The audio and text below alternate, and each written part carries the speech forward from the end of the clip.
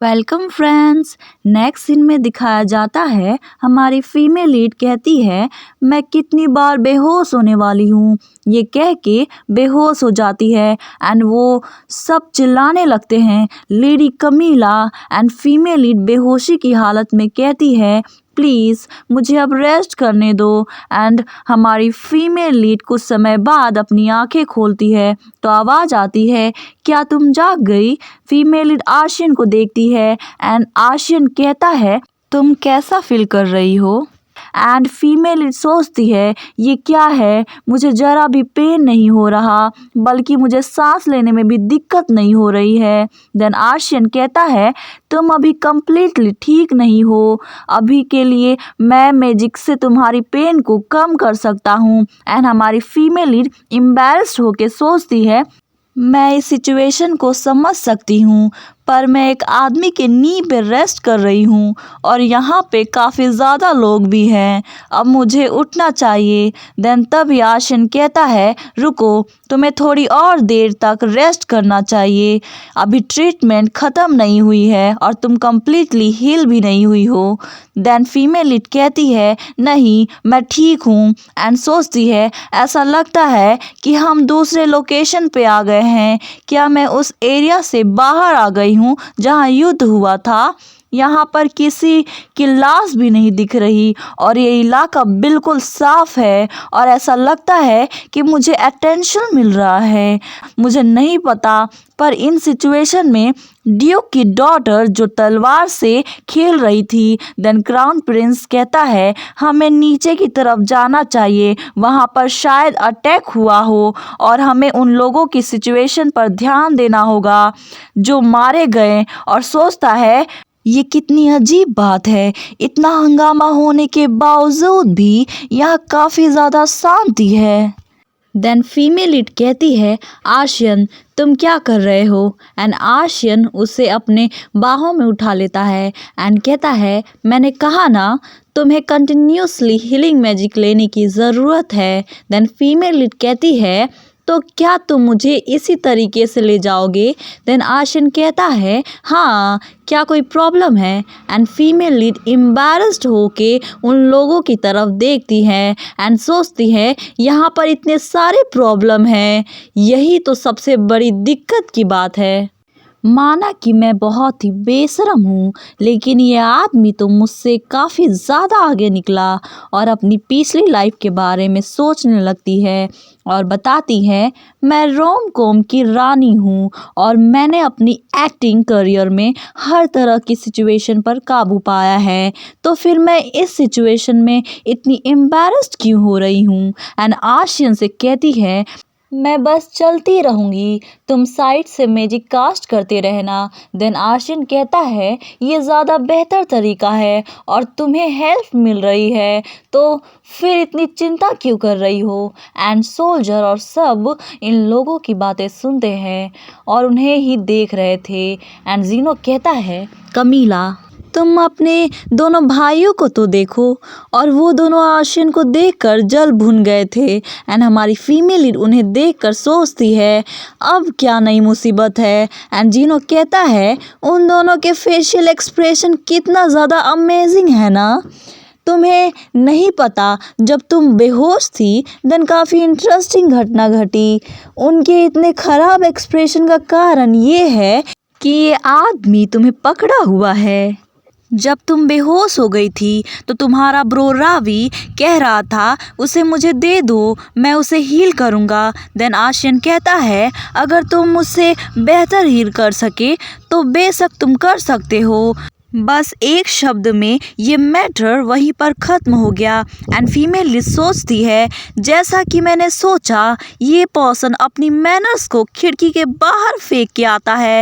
And कहती है मैं समझ सकती हूँ कि रावी आशियन को क्यों पसंद नहीं करता है और ये काफ़ी अजीब बात है कि उस घमंडी आदमी ने आशियन को ऐसे ही जाने दिया और रावी इस तरीके का पर्सन तो नहीं है जो इतनी आसानी से किसी चीज़ से पीछे हट जाए। और लॉर्ड विल वो कैसे मान गया। देन वो सब एक जगह पे आते हैं एंड हमारी फीमेल लीड ये सारे नज़ारे देखकर कुछ अजीब लगता है और आर्शियन से कहती है मैं अभी आती हूँ। देन आर्शियन चिल्ला के कहता है हे तुम अभी पूरी तरीके से रिकवर नहीं हुई हो। एंड फीमेल लीड आगे की तरफ बढ़ती है। वहाँ लोगों की चिल्लाए जाने की और रोने की आवाज़ें आ रही थी और फीमेल लीड उस जगह को देखकर शॉक्ड हो जाती है। खून की गंध जो थी वो हर जगह फैली हुई थी। इतना ख़राब नज़ारे जो हमारी फीमेल देखती है एंड सोचती है जो नीचे की तरफ का एरिया था वो अनगिनत लोगों की लाशों से भरा पड़ा है और सब बहुत ही भयानक तरीके से मारे गए हैं। उससे भी बुरी बात यह है कि उन लोगों की आत्माएं जो थी वो इसी मैदान में रो रही थी, चिल्ला रहे थे कि प्लीज़ मुझे बचा लो। एंड फीमेल लीड कहती है उन्हें तो ये भी नहीं पता कि वो सब मारे जा चुके हैं, फिर भी वो सब इतने दर्द में हैं। एंड तभी आर्शियन हमारे फीमेल लीड की आंखों को हाथों से कवर कर लेता है एंड कहता है अपनी आंखों को बंद करो कमीला, इसे मत देखो, तुम्हें अभी ट्रीटमेंट की ज़रूरत है। नेक्स्ट सीन में सॉर्फल मैंसन का सीन दिखाया जाता है। हमारी फीमेल लीड कहती है अभी मेरी मौत नहीं हुई एंड लैला अपनी आंखों से आंसू की नदियाँ बहाई जा रही थी। देन फीमेल लीड फिर से कहती है मैंने कहा ना मैं मरी नहीं हूँ। एंड सोचती है हंटिंग कंपटीशन के दूसरे ही दिन पूरा एम्पायर ही हिल गया था। हंटिंग कंपटीशन में काफ़ी लोगों की जानें चली गई थी और काफ़ी लोग इंजर भी हो गए थे और ये न्यूज़ जो है पूरे एम्पायर में आग की तरह फैल गया और वो सब क्राउन प्रिंस को ब्लेम करते हैं और जो इसका इम्पैक्ट था वो दिखना ही था क्योंकि जो गेस्ट डिफरेंट कंट्रीज से आए हुए थे उन सभी की मौत हो गई थी। हंटिंग कंपटीशन के बाद जो पार्टी होने वाली थी वो कैंसिल करा दिया गया और जो क्राउन प्रिंस का बर्थडे पार्टी था वो डिजास्टर में ही ख़त्म हो गया। देन लैला कहती है मैं बहुत ही ज़्यादा खुश हूँ कि तुम ठीक हो। जब मुझे पता चला कि लेडी कमीला भी वहाँ थी तो मैं और ऐसा कह के वो बहुत ज़्यादा इमोशनल हो जाती है। एंड फीमेल इस सोचती है अगर कोई इसे देख ले तो सोचेगा कि घर में किसी की लाश पड़ी है। वैसे मैं लगभग मरने ही वाली थी। जैसे ही दर्द कम करने वाला मैजिक का असर खत्म हुआ तो मैं कुछ टाइम तक बेड से बाहर नहीं निकल सकी। देन तभी लैला कहती है ये काफ़ी ज़्यादा अजीब है कि कोई भी धमाके की आवाज़ नहीं सुना। फीमेल लीड कहती है ज़रूर कोई मैजिकल इंटरफेरेंस हुई होगी। जो लोग हंटिंग ग्राउंड से बाहर थे उन्होंने कोई भी धमाके की आवाज़ नहीं सुनी और जो लोग वहाँ पर मौजूद थे वो लोग बिलीव कर रहे हैं कि वहाँ पर कोई मैजिकल बैरियर था जो बाहरी दुनिया से उस हंटिंग ग्राउंड को ब्लॉक किया हुआ था। एंड सोचती है वेट, जब इतना पावरफुल मैजिक स्पेल कास्ट किया जाता है तो मैजिशियन को नेचुरली इसके बारे में पता चल जाता है, पर कैसे?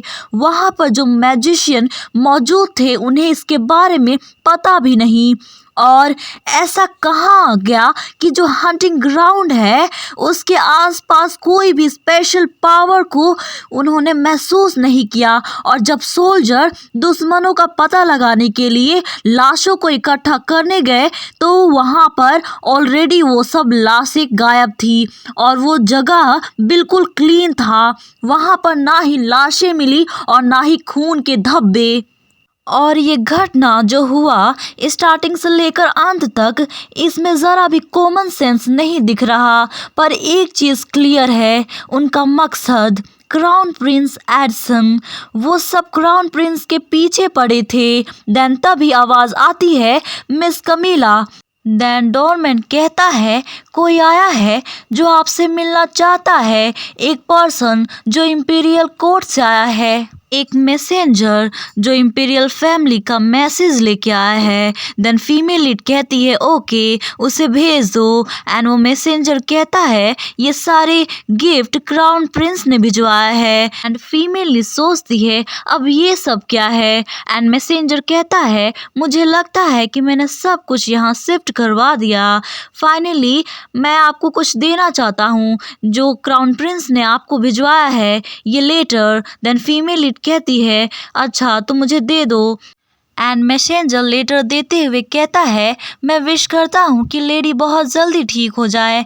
एंड फीमेल लीड उस लेटर को देख के सोचती है आई फील लाइक इस लेटर में से डार्क ऑरा निकल रहा है। एंड उस लेटर को पढ़ती है तो क्राउन प्रिंस उसमें लिखा था लेडी कमीला तुम तलवार चलाने में काफ़ी ज़्यादा अच्छी हो। अपने दुश्मनों की ब्लड लथपथ तुम्हारे वो नज़ारे अभी तक का सबसे खूबसूरत नज़ारा था। एंड फीमेल लीड वो पढ़ के बहुत ही गुस्से में उस लेटर को फाड़ देती है। एंड डोरमैन कहता है प्लीज़ लेडी ऐसा ना करे ये इंपीरियल फैमिली के अगेंस्ट काफ़ी घातक साबित हो सकता है।